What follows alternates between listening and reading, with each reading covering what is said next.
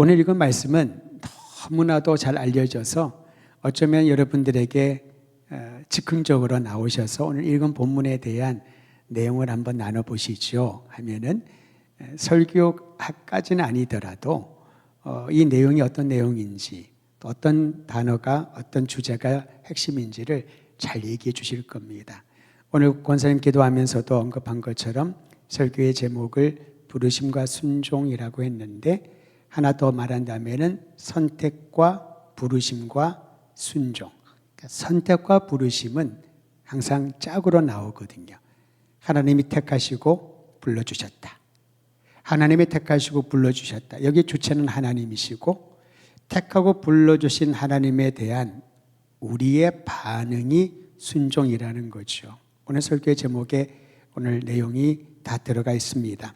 그런데 오늘 이 말씀을 다시 한번 좀 몇 가지를 우리가 주목할 부분이 있습니다. 그것은 성경이 다른 이들과는 달리 아브라함의 등장에 대하여 조금 더 많은 부분을 할애했다라는 겁니다. 우리가 읽은 12장 전에 11장을 보면은 바벨탑 사건이 나오고요.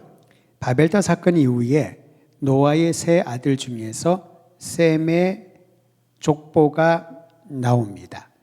이 셈의 족보가 나오는데 모두가 이렇게 있죠. 누구는 누구를 낳고 몇 세에 누구를 낳고 몇 년을 지냈고 그게 족보의 기본적인 형태입니다. 그런데 아브라함의 아버지인 데라에 대한 데라의 족보를 얘기를 하면서는 다른 이들과 달리 상당히 많은 부분을 상세하게 설명해 놓았습니다. 그 내용이 창세기 11장 27절에서 32절에 기록되어 있습니다. 데라라고 하는 사람에게는 세 아들이 있었습니다. 아브람과 나홀과 하란. 사람 이름 하란도 있고 지명 이름 하란도 있습니다. 아브람과 나홀과 하란이 있는데 이 하란이라고 하는 아들이 롯을 낳고 고향인 우르에서 사망을 합니다. 그런 내용을 다른 족보에 나오는 사람들과 달리 상세하게 설명을 해놓았지요. 그리고 아브라함의 아내가 사레라는 여인이 있었고 둘째 아들 나훌의 아내가 밀가였다라고 하면서 사레에 대해서 조금 더 부연 설명을 합니다. 그녀가 임신하지 못하여 자식이 없었다라고 말합니다. 그리고 난 다음에 이 데라가 아브람과 사레, 아들과 며느리죠. 그리고 아버지가 죽어서 혼자 된 손자 롯을 데리고 가나안으로 이주하려고 고향 땅 우르를 떠났다. 여기까지 설명되어 있습니다. 여러분 여기서 우리가 짐작할 수 있는 것은 데라라고 하는 인물이 아브라함의 아버지인 데라라는 인물은 크게 부각되지는 않았습니다만은 데라가 없었다면 아브라함은 없었겠고요. 또 데라의 아버지인 나홀이 없었다면은 데라도 없었겠죠. 이 족보라고 하는 것은 하나님께서 우리를 그냥 우연에 의해서 이 땅에 보내신 것이 아니라 주님의 섭리 아래 혈통, 가계의 혈통을 통해서 우리에게 보여주셨다는 겁니다. 운이 내가 좋아서 명문 가문에 태어나고 운이 나빠서 뭔가 좀 이렇게 중간중간 행적이 좋지 않은 그런 가문에 태어난 게 아니라는 것이지요. 하나님의 전적인 섭리가 우리의 생명을 얻고 한 가문이 이어지는데 작동하고 있다는 것을 족보 이야기를 통하여 우리는 발견하게 됩니다. 그 중에 데라가 그러했다는 거죠. 그런데 이 데라가 아브람과 사레, 손자 롯을 데리고 가나안 땅으로 가는 중에 하란이라고 하는 지역에 잠시 머물렀습니다. 기나긴 길이니까 중간에 잠시 머물렀겠죠. 그런데 어떤 병으로인지 모르겠으나 데라가 하란에서 죽게 되었다. 이것이 11장 마지막 절에 끝나는 겁니다. 그리고 나서 12장에 들어오니 우리가 읽었던 것처럼 여호와께서 아브라함에게 나타나 말씀하셨다라는 것을 시작을 하고 있죠. 여러분 그 전에 보면은 셈의 후손들 족보들이 나와 있습니다. 데라가 나왔습니다. 데라의 자녀들에 대한 이야기가 나와 있죠. 데라가 이주하려고 이동하는 것도 나와 있습니다. 그러나 어느 곳에도 여호와께서 그에게 나타나셨다라는 것은 명시되어 있지 않습니다. 그런데 갑자기 창세기 12장에 아브라함에게 여호와께서 나타나 말씀하셨다라고 기록되어 있는 것이지요. 여기서 우리는 한 가지를 추정하고 또 확신할 수 있는 내용이 있습니다. 데라가 왜 우르를 떠나 아브람과 사레와 롯을 데리고 가나안 땅으로 가려고 했는지 정확하게 우리는 알 수가 없습니다. 그러나 전체적인 그림을 보면 하나님께서 데라의 마음을 움직이고 그의 아들들이 둘이 있었지만은 그 중에 아브람과 사레를 데리고 아버지를 잃은 롯을 손자를 데리고 이주했다는 것. 이것이 데라의 의지와 결정처럼 보이지만은 그 의지와 결정에도 하나님께서 섭리하고 계심을 보는 것이지요. 여러분 얼마나 놀랍습니까? 세상은 우연을 얘기를 합니다. 내가 우연히 너를 만났어. 우연히 이런 일을 겪었어. 그 우연이 악연이 될 수가 있고요, 인연이 될 수가 있다라고 말을 합니다. 그러나 성경은 그것을 우연이나 악연이나 인연이라고 설명하지 않습니다. 하나님께서 우리가 눈에 보지 못하고 귀로 듣지 못해서 그런 것이지 하나님이 처음부터 우리의 발걸음을, 우리의 만남을 예비해 놓으시고 이끌어 가신다는 거죠. 오늘 이 밤에 날씨도 너무 춥습니다. 다른 일로 인하여 예배를 드리지 못할 수도 있었겠지요. 또 개인의 여건 때문에 여러 가지 상황들이 달라서 이 자리에 오지 못한 분도 분명히 있을 것입니다. 그러나 최소한 여기에 오신 분들은 본인의 의지만으로만 온 것이 아니라 하나님께서 그 마음과 발걸음을 움직여 주시고 오늘 밤에 이곳에 예배를 드리며 하나님이 오늘 이 시간에 함께 하심과 그 말씀을 들을 수 있는 특별한 시간을 주셨다는 것. 이것은 결코 우연이 아니요 나의 의지만이 아니라 하나님이 우리의 삶을 주도하고 계심을 여러분 기억하면서 나의 발걸음 하나, 나의 결정 하나 하나님 앞에 진지한 마음으로 여쭙고 나아가는 것이 필요할 것입니다.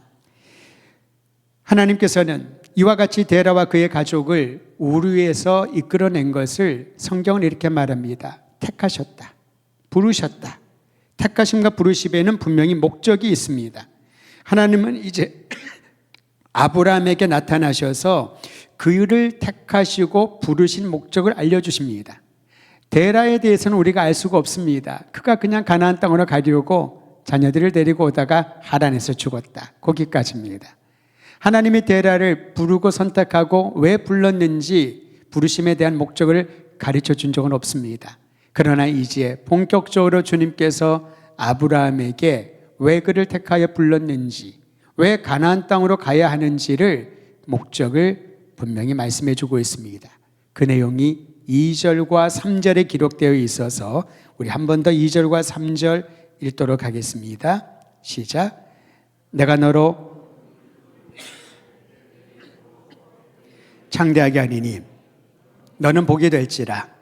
너를 축복하는 자에게는 내가 복을 내리고 너를 저주하는 자에게는 내가 저주하리니 땅의 모든 족속이 너로 말미암아 복을 얻을 것이라 하신지라.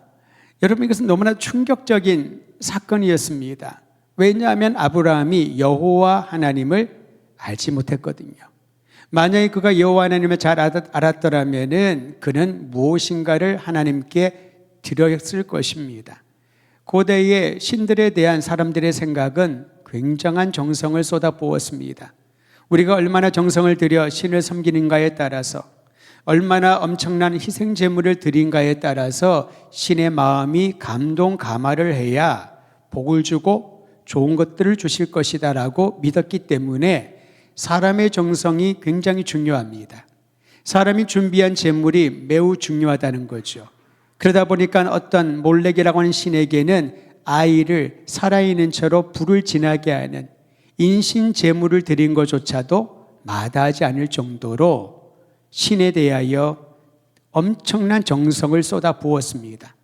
그런데 오늘 말씀해 보니 아브라함이 하나님을 찾은 것이 아니라 여호와께서 그에게 나타나 말씀하셨는데 내가 지시한 땅으로 가라. 그리고 조금 전에 우리가 읽었던 것처럼 2절과 3절에 있는 놀라운 복을 약속해 주셨습니다. 여호와가 누구시기에 나에게 나타나셨는가? 왜 나에게 이와 같은 엄청난 복을 약속하셨는가? 아브라함이 의아하지 않았을까요? 그런데 이 말씀이, 이 약속의 말씀이 아브라함에게는 마치 오래전부터 본인을 알고 본인의 길을 인도하시는 놀라운 사랑의 하나님의 숨결처럼 느껴졌을 것입니다. 그러지 않았으면 도망갔겠지요. 아니면 두려워 떨면서 당신은 누구십니까? 라고 계속해서 이렇게 줄다리기를 하지 않았을까요? 마치 오래전부터 서로 잘 알고 깊은 관계에 있는 친구처럼 아브라함은 하나님의 말씀을 듣고 그 말씀을 신중하게 마음에 받아들였습니다. 사람이 신을 찾는 것이 고대와 지금까지 이르러 일상적인 모습이었다면 하나님께서 아브라함을 찾아 말씀하십니다. 내가 너를 택하여 너에게 이와 같은 복을 주리라. 이것은 아브라함 한 사람, 아브라함의 가족에게만 국한된 복이 아니라 그를 통하여 하나님이 행하실 온 인류를 향한 복을 2절 3절 말씀에 약속하고 있다라는 것이지요. 그런데 여러분, 만약에 우리가 아브라함이었다면은 이런 말을 들었을 때에 즉각적인 순종을 보일 수 있었을까요? 아마도 두 가지 이유에서 주저하지 않았을까 싶습니다. 첫 번째는 사람들은 익숙한 환경을 떠나는 것을 매우 어렵게 생각을 합니다. 여기 살다가 수십 년을 살았는데 다른 곳으로 이사 가라고 해서 쉽게 결정하고 가기는 어렵습니다. 내가 자의적인 결정이 아니라 주변에서 가야 된다고 떠밀려서 간다면은 그것처럼 힘들고 싫은 것은 없을 겁니다. 그런데 하나님이 말씀하시지요. 너의 고향과 친척과 아버지의 집을 떠나 라고 말을 합니다. 새로운 환경으로 가라는 거지요. 내가 익숙한 일들은 하는 게 어렵지 않습니다. 그러나 내가 익숙하지 아니한 일들을 해야 된다라고 누가 말한다면은 아무리 그것이 새로운 도전이라 하더라도 주저하거나 원치 않을 것입니다. 생소한 것에 대한 불안함이 있기 때문이지요. 두 번째 이유는 하나님이 약속하신 땅에 대한 보증을 아무도 장담하지 못하는 겁니다. 하나님이 이렇게 말씀하셨지요. 내가 너에게 보여줄 땅으로 가라. 너에게 보여줄 땅으로 가라고 했지만은 지도를 보여준 것도 아니고 그림을 보여준 것도 아니고 정확한 계획을 말씀해 준 것도 아니고 그러면 사람들은 답답하기 시작을 하죠. 도대체 어디로 가라는 거지? 얼마 동안 가라는 거지? 거기 가서 내가 뭘 해야 되지? 그걸 다 알아야 된다라고 생각을 합니다. 그런데 하나님께서는 어떻게 보면 막무가내처럼 보이지요. 내가 너에게 명하노니 내가 너에게 지시할 땅으로 가라. 그리고 끝입니다. 아무도 보장할 수 없습니다. 그런데 이러한 상황 가운데 하나님께서는 언약의 말씀으로 아브라함을 위로하고 보증을 해주신 거지요. 그게 바로 2절 3절 조금 전에 읽었던 것입니다. 제가 한번 읽어드립니다. 내가 너로 큰 민족을 이루고 너에게 복을 주어 내 이름을 창대하게 하리니 너는 복이 될지라. 하나님의 말씀으로 보증해 주셨습니다. 너를 축복하는 자에게 내가 복을 내리고 너를 저주하는 자에게 내가 저주하리니 하나님이 보호해 주신다는 거죠. 땅의 모든 족속이, 아브라함의 가문만이 아닙니다. 땅의 모든 족속이 너로 말미암아 너를 시작으로 복을 얻을 것이라 하나님께서 말씀으로 보증해 주신 것이지요. 저는 우리 더드림교회 성도들의 삶에 약속하신 하나님, 우리에게 기록된 말씀으로 보증해 주시고 성육하셔서 우리에게 생명의 말씀이신 예수 그리스도 안에 보증해 주시고 지금 살아 우리 가운데 역사하시는 성령 하나님의 역동적인 역사를 통하여 하나님이 보증해 주심을 믿고 우리를 통하여 모든 민족에게 아브라함에 주었던 이 복이 흘러가게 되기를 주의 이름으로 축원드립니다. 하나님이 택하시고 부르신 것에 대하여 아브라함은 순종으로 반응했습니다. 우리 함께 12장 4절 같이 읽습니다. 시작. 롯도 그와 함께 갔으며 아브라함이 하란을 떠날 때에 75세였더라. 여러분, 짧은 구절이 주는 의미가 굉장히 깊습니다. 하나님의 말씀을 듣고 아브라함이 그 말씀을 따라갔다. 하나님을 믿고 하나님을 의지하고 그 말씀이 보증이 된 것을 확신하고 이에 따라갔다는 것이지요. 이거는 무조건적인 맹목적인 순종과는 좀 다릅니다. 물론 성경에는 생략되어 있는 것을 봅니다만 그 행간에 숨겨져 있는 내용이 분명히 있다라고 우리는 예측할 수가 있지요. 왜냐하면 그 다음에 보면요, 롯도 그와 함께 같이 갔고 사례도 같이 갔거든요. 나는 하나님의 말씀을 들었지만 여러분, 아내를 설득하는 거, 조카를 설득하는 거, 그거 생각처럼 쉽지가 않습니다. 롯이 갓난아기가 아니라 이미 성인이 된 사람으로 보여지는데 그들을 설득해야 됩니다. 나는 직접 하나님의 음성을 듣고 하나님이 왜 이런 계획을 갖고 계시는지 정확하게 모르지만 약속의 말씀이 보증이 되어 출발할 수가 있지요. 그런데 가족이 나의 결정을 따르지 않는다면은 못 가는 것입니다. 실제로 그런 일들이 있었습니다. 오래전의 얘기인데요. 나우두카라고 하는 곳에 선교팀을 데리고 간 적이 있었습니다. 근데 이분과 얘기를 하는데 너무 선교사님이 사역을 신실하게 잘 하시는 거예요. 고신층 목사님이었습니다. 궁금하잖아요. 어떻게 여기까지 오시게 되었는지. 왜냐하면 블라디보스톡은 우리 영사관이 있었지만은 나우두카는 없었었거든요. 그러니까 더 깊이 들어가는 그러한 지역이었습니다. 근데 얘기를 들어보니까 너무 제가 기대했던 것 같다는 기대와는 전혀 다른 답변을 하시는 거예요. 대타로 왔다는 거죠. 대타로. 아니, 선교지에 선교사가 대타로 가다니 무슨 말인가. 간략하게 얘기를 하면은 본인이 섬기던 교회, 부교육자 있는 교회에 선교사님이 이곳에 파송되기를 결정을 하고 준비를 했답니다. 파송 예배를 이제 한 주를 앞두고 준비를 하는데 갑자기 교회에 큰일이 생긴 거예요. 그 선교사님, 파송 예정인 선교사님의 사모님이 나는 못 가겠다. 일주일 전에. 왜 못 가는지를 다 설명하지 못하겠습니다만 개인적인 사정이 있었던 거예요. 아마 그 전부터 고민을 했던 것 같습니다. 그때가 1997년이었으니까 상당히 오래전이었고요. 구소련이 열리고 5년 정도밖에 되지 않은 시간이었으니 굉장히 상황이 열악했겠죠. 불안했을 것입니다. 그래서 아마 파송 예정인 그분이 가족이 못 가겠다고 하니 못 갈 상황이 된 거예요. 교회에 이미 다 광고를 하고 파송할 준비를 하고 선교부가 다 꾸려지고 재정도 다 준비가 됐는데 그래서 담임 목사님이 굉장히 난처해하자 그 교회의 선임 목사님이었던 그분이 목사님이 너무 난처해하고 교회가 힘들 것 같으니까 목사님 제가 대신 갈까요? 했더니 아니 좀 전에 그렇게 준비한 분도 아내 때문에 부인 때문에 못 가게 되는데 괜찮겠냐 그랬더니 이분이 부산 분이었거든요. 우리 집에는 제가 결정하면 다 갑니다. 근데 문제는 사모님은 부산 분이 아니셨어요. 서울 분이셨어요. 그렇게 얘기는 했지만 갑자기 고민이 되더래요. 그래서 기도하는 마음으로 기도하고 집에 가서 이러저러해서 내가 담임 목사님한테 교회가 어렵고 이렇게 문제가 생길 수도 있고 그래서 내가 대신 가겠다고 했는데 괜찮겠냐고 했더니 사모님이 눈물을 주르륵 흘리면서 여보 너무 감사해. 하나님은 정말 우리를 돌보고 살피셨어. 왜냐하면 이 사모님이요 결혼하기 전에 선교에 헌신했던 헌신자였어요.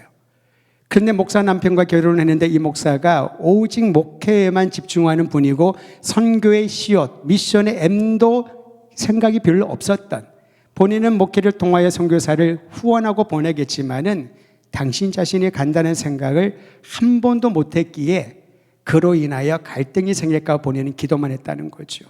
그런데 자신의 입이 아니라 그렇게 지역교회에서 목회자로 평생을 갈 거라고 생각했던 남편이 이러저러한 이유로 선교지로 간다고 하니 이분이 얼마나 좋아하고 행복했는지 이 그분의 순종에 대한 스토리였습니다.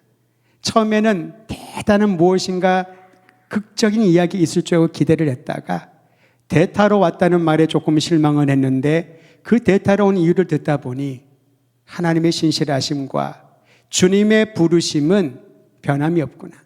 하나님의 시간이 다를 뿐이지요. 그리고 그 두 분이 사역을 하는데 얼마나 열정적으로 아름답게 사역을 하는지 제가 갔을 때 그분들이 5년 정도 있었을 텐데 지역에 그 마을에 모든 사람들이 이 두 부부를 모르는 사람이 없을 정도로 좋은 관계를 맺고 아름답게 사역하는 것을 보고 돌아왔었습니다. 사랑하는 성도 여러분, 하나님께서 우리를 부르셨을 때에 아브라함이 그냥 쉽게 순종하는 게 아니라는 거지요. 사례를 어떻게 설득했을까? 롯에게 뭐라고 말을 했을까? 그리고 정말 아브라함은 확신이 100% 있었을까? 근데 성경은 분명히 이렇게 말합니다. 이에 그가 여호와를 따라갔고 여호와의 말씀을 따라갔고, 그리고 하나가 더 나오지요. 그때 아브라함의 나이가 75세였더라. 75세 되면 아무리 건강하다 하더라도 관절에 좀 문제가 왔을 거예요. 근육도 좀 빠져가지고 장시간 새로운 환경에 적응한다는 것은 쉬운 일이 아닐 것입니다. 그런데 그는 자신의 육체의 약함이나 주변 사람들의 동의 부동의에 상관없이 여호와의 말씀에 따라갔던 아름다운 순종의 본을 보여주고 있습니다. 이처럼 순종은 하나님이 목적하신 바를 따르고자 하는 이들을 통하여 나타나는 아름다운 선물인 줄 믿으시기를 바랍니다. 그러니까 순종은 내가 의지가 강해서 하는 게 아니라 하나님이 주신 선물이라는 거죠. 선물을 내가 받고 그 선물을 하나님께 다시 돌려드리는 마음으로 간다면 그 순종의 길이 기쁨과 감사와 찬양의 시간이 아니겠습니까? 아브라함은 긴 여정 끝에 가나안 세겜 땅 모레라는 곳에 상수리 나무에 도착을 했습니다. 그때 여호와 하나님께서 다시 나타나셨습니다. 하란에 있을 때 나타나셨던 여호와께서 이제 세겜이란 곳에 들어가 가나안 땅 세겜에 들어가자 여호와께서 그에게 나타나셔서 다시 한번 말씀하셨던 그 언약을 재차 확인시켜 주십니다. 창세기 12장 7절 제가 읽어드립니다. 여호와께서 아브라함에게 나타나 이르시되 내가 이 땅을 너희의 자손에게 주리라 하신지라. 다시 말하면 하나님이 내가 너에게 지시한 땅, 보여줄 땅으로 가라. 그리고 순종한 아브라함에게 다시 나타나서 내가 이 땅을 너에게 주리라. 즉 아브라함의 여정은, 순종의 여정은 하나님과 함께 했다는 것을 우리는 여기에서 볼 수가 있죠. 하나님께서 한번 던져놓고 어디 휴가 가셨다가 딴 일 하다가 잘하고 있나? 잘 가고 있나? 그렇게 중간중간 점검하는 분이 아니라는 거죠. 아브라함의 마음, 아브라함의 결정, 아브라함의 모든 행동까지도 주님께서는 진실하게 이끌어 주신 것을 오늘 7절 말씀을 통하여서도 확인받게 됩니다. 그러자 아브라함이 행한 행동이 너무나도 아름답습니다. 12장 7절 하반전에 이렇게 말합니다. 자기에게 나타나신 여호와께 그가 그곳에서 제단을 쌓았다. 아브라함이 순종하자 하나님의 선물인 그 약속이 반복되어 선포됐을 때 또다시 순종하면서 그가 가장 먼저 했던 것은 하나님 앞에 제단을 쌓았다는 거죠. 예배를 드렸다는 것입니다. 우리의 믿음의 선진들이 새벽 기도회를 새벽 제단을 쌓는다라는 말을 습관처럼 했었습니다. 물론 와서 우리가 뭐 단을 쌓는 것도 아니고 어떤 행동을 하거나 그렇진 않잖아요. 근데 그게 뭘까 생각을 했더니 하나님이 우리에게 말씀하시고 약속하신 것을 들었을 때에 우리가 할 수 있는 가장 최선의 일이 뭘까? 아브라함이 하나님께 단을 쌓아 예배를 드렸던 것처럼 우리의 마음을, 삶을 하나님께 드리는 것. 바울은 이것을 너희 몸을 하나님이 기뻐하시는 산 제물, 생명 있는 그대로를 드려라 라고 말을 하고 있는 거죠. 아브라함은 바울보다 훨씬 전에 사람이었기 때문에 그러한 용어로 표현하지 못했을 겁니다. 그러나 그가 할 수 있었던 살아계신 여호와 하나님, 놀라운 약속과 복을 허락하실 하나님에 대한 그의 고마움의 감사의 표현은 제단을 쌓고 예배를 드렸던 것입니다. 여기에서부터 아브라함과 하나님과의 관계가 온전히 정립됩니다. 그 전에 우르라고 하는 곳은 우상들이 드글드글거리는 이방신들의 본거지였습니다. 하란에 잠시 머물렀지만은 하란에서의 좋은 경험은 없습니다. 아버지를 거기서 잃었습니다. 그런데 그곳에서 아버지를 잃고 이제는 어떻게 해야 되나, 이 가정의 책임자가 되어 어떻게 해야 되나 당황하고 있을 때에 여호와께서 찾아 나타나셨고 말씀하시고 내가 너를 불렀다. 내가 너에게 보여주는 땅으로 가라. 내가 너에게 그 땅을 주고 너의 민족을 통하여 온 민족을 구원에 이르게 하리라 라는 약속을 주시지 않나요? 이제 아브라함의 시간이 된 거지요. 그의 시간에 그가 한 것은 하나님과 친밀한 관계가 더 깊어지고 유지할 수 있도록 단을 쌓고 예배를 드렸던 것입니다. 그리고 거기서 머물지 않았습니다. 이제 세겜에서 베델 동쪽에 있는 산으로 이동하여 장막을 쳤습니다. 동쪽에는 아이란 도시가 있고요, 서쪽에는 베델, 딱 그 중간에 단을 잠시 거기서 장막을 치고 그곳에서 여호와를 위해 다시 제단을 쌓고 여호와의 이름을 불렀다는 것입니다. 다시 말하면 아브라함이 2번 단을 쌓았다라고 오늘 본문에 나와 있는데 그가 드린 예배는 이동형 예배였습니다. 한 곳에 딱 거처를 해놓고 여기는 거룩한 땅, 여기서 예배를 드릴 처소 그렇게 지정해 놓지 않다는 것이지요. 그가 가는 곳마다 단을 쌓습니다. 그리고 이제 세겜을 떠나서 베델과 아이 중간에 장막을 치고 거기에 거주하기를 결정하면서부터 여호와의 이름을 불렀다라고 말합니다. 다시 말하면 그전에는 자신에게 나타나신 그 여호와가 누구신지 잘 몰랐다가 이제는 그분이 여호와, 뜻 그대로 나의 구원자, 나의 인도자, 나의 생명의 주님이란 사실을 그가 알아가기 시작했다는 거죠. 이름을 부른다는 것은 관계가 없는 사람은 이름을 부르지 못합니다. 누군가의 이름을 불러준다는 것은 그 사람과 나와의 관계가 형성되고 유지되고 깊어진다는 그러한 의미인 것이지요.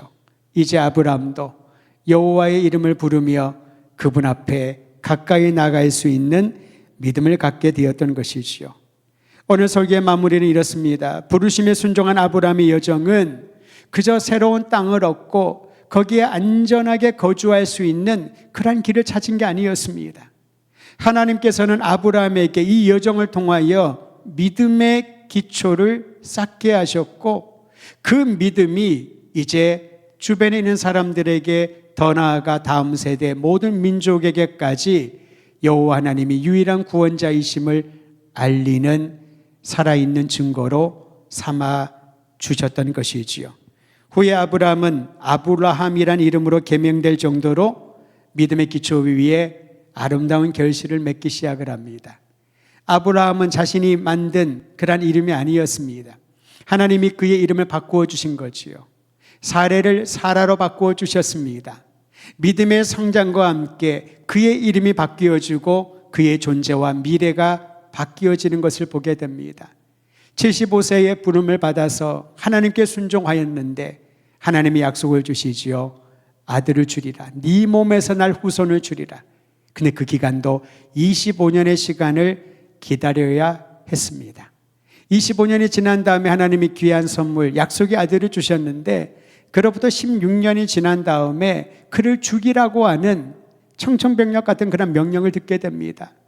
만약에 아브라함이 75세였다면 그때 그가 아들을 하나 갖고 있었는데 그때 여호와께서 명령하셨더라면 아브라함은 순종하지 않았을 것 같습니다. 그러나 25년, 14년, 39년의 시간 동안 39년, 40년의 시간 동안 하나님께서는 아브라함의 믿음을 계속해서 성장시켜 주셨던 것이지요.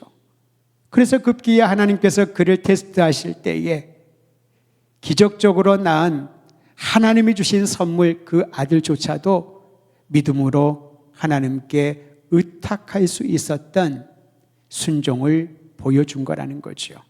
하나님은 우리가 순종할 때 믿음이 성장하고 우리가 또다시 순종할 때 그 믿음이 뿌리를 내리고 우리가 계속하여 순종할 때 그 믿음이 다른 사람들에게 생명의 길로 이끄는 강력한 증인의 역할을 증거하는 역할을 하게 하실 것입니다.